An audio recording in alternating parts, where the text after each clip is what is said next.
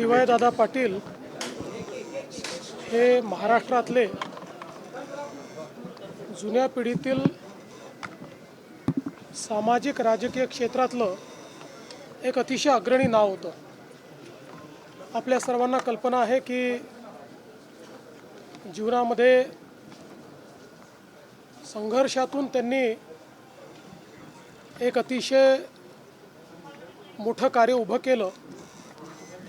शिक्षणाचं क्षेत्र असेल, सहकाराचं क्षेत्र असेल, उद्योगाचं क्षेत्र असेल, या प्रत्येक क्षेत्रामध्ये त्यांनी प्रचंड मोठं कार्य उभं केलं आणि सामान्य माणसाला दिलासा देण्याचं काम त्यांनी केलं.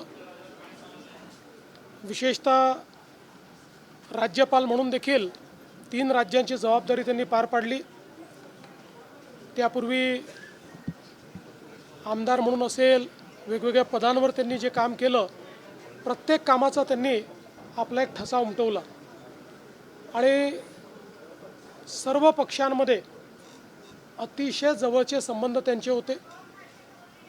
व्यक्तिगत माझे देखील त्यांचे अतिशय चांगले संबंध होते आणि ते केवळ नेते नव्हते तर ते एक विचारवंत होते. त्यांच्याकडे सांगण्यासारखे विचार होते, मार्गदर्शन होतं. त्यामुळे त्यांना कधीही भेटलं तर त्यातनं आपल्याला नवीन विचार मिळायचा.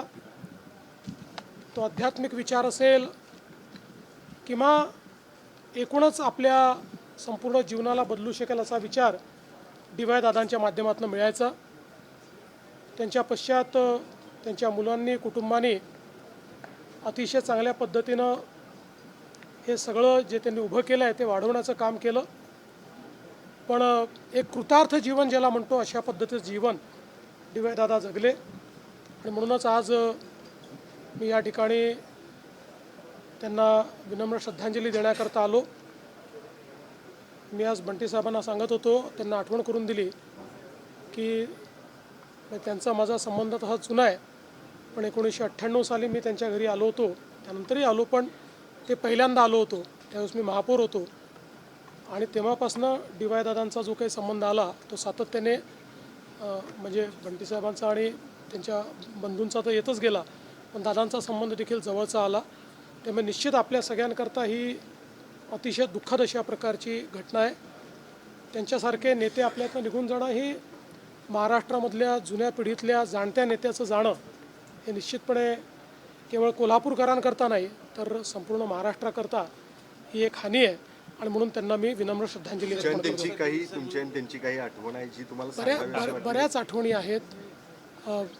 अनेक वेळा म्हणजे मागच्याही काळामध्ये अचानक फोन करून ते घरी यायचे. काही फारसं काम नसायचं, छोटासा मुद्दा असायचा, असं 2-3 वेळा झालं आणि त्या छोट्याशा मुद्द्यावर बोलल्यानंतर ते गप्पा मारायचे, वेगवेगळ्या गोष्टी सांगायचे, अनुभव सांगायचे. म्हणून मी म्हटलं की त्यांच्याशी गप्पा मारणं म्हणजे स्वतःला समृद्ध करणं अशा प्रकारचं त्यांचं एकूण त्यांचे विचार असायचे. की डी.वाय. पाटिल दादा महाराष्ट्र की पिछली पीढ़ी के एक बहुत ही सधे हुए राजनेता थे, समाज नेता थे. शिक्षा के क्षेत्र में, उद्योग के क्षेत्र में, सहकार के क्षेत्र में उन्होंने किया हुआ कार्य आज हम सब लोग देख सकते हैं. उनके पश्चात भी ये कार्य इस प्रकार से आज बड़ा हुआ है, उनके परिवार ने बड़ा किया है कि जिससे हज़ारों लाखों लोग लाभान्वित होते.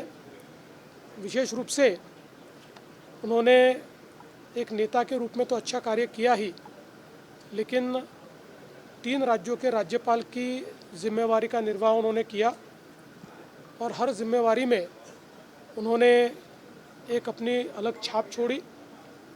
और जब राज्यपाल भी थे तब भी लोगों से जुड़े हुए थे, अपने राज्य से जुड़े हुए थे, अपने गांव से जुड़े हुए थे. उन्होंने कभी भी अपने लोगों को छोड़ा नहीं.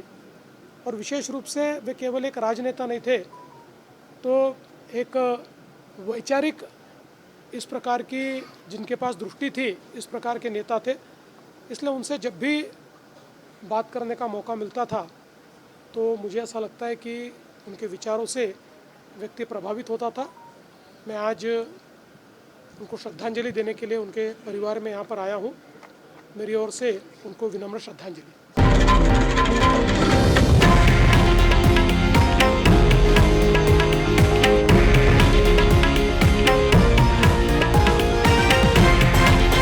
हे आहे देशातील नंबर 1 न्यूज नेटवर्क आणि आपण पाहत आहात TV9 मराठी, एकमेव।